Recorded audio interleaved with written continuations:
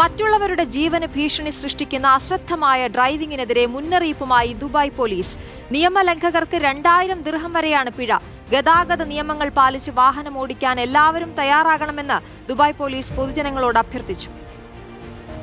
ദുബായിലെ നിരത്തുകളിൽ ഗതാഗത നിയമലംഘനങ്ങൾ വർദ്ധിക്കുന്ന സാഹചര്യത്തിലാണ് മുന്നറിയിപ്പുമായി ദുബായ് പോലീസ് രംഗത്തെത്തിയിരിക്കുന്നത്.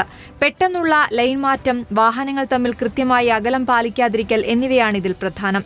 ഇൻഡിക്കേറ്ററുകളോ കൃത്യമായി സിഗ്നലുകളോ നൽകാതെ പെട്ടെന്ന് വാഹനം മറ്റ് ലൈനുകളിലേക്ക് മാറുന്നത് വലിയ അപകടങ്ങൾക്ക് കാരണമാകുമെന്ന് പോലീസ് ഓർമ്മിപ്പിച്ചു.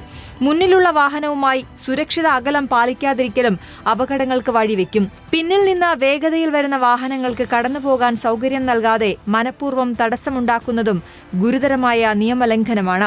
ഇത്തരം നടപടികൾ വാഹനങ്ങളുടെ നിയന്ത്രണം നഷ്ടപ്പെടുത്തുന്നതിലും കൂട്ടിയിടിക്കും കാരണമാകും.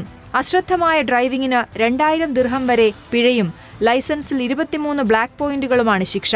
ഇതിനു പുറമെ വാഹനം 60 ദിവസത്തേക്ക് കണ്ടുകെട്ടുകയും ചെയ്യും.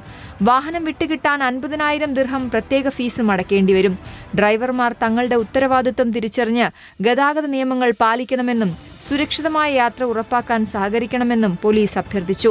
റോഡ് സുരക്ഷ എന്നത് പോലീസിന്റെ മുൻഗണനയാണെന്നും ജനങ്ങളുടെ ജീവൻ അപകടത്തിലാക്കുന്ന ഒരു നടപടിയും അംഗീകരിക്കാനാകില്ലെന്നും അധികൃതർ വ്യക്തമാക്കി.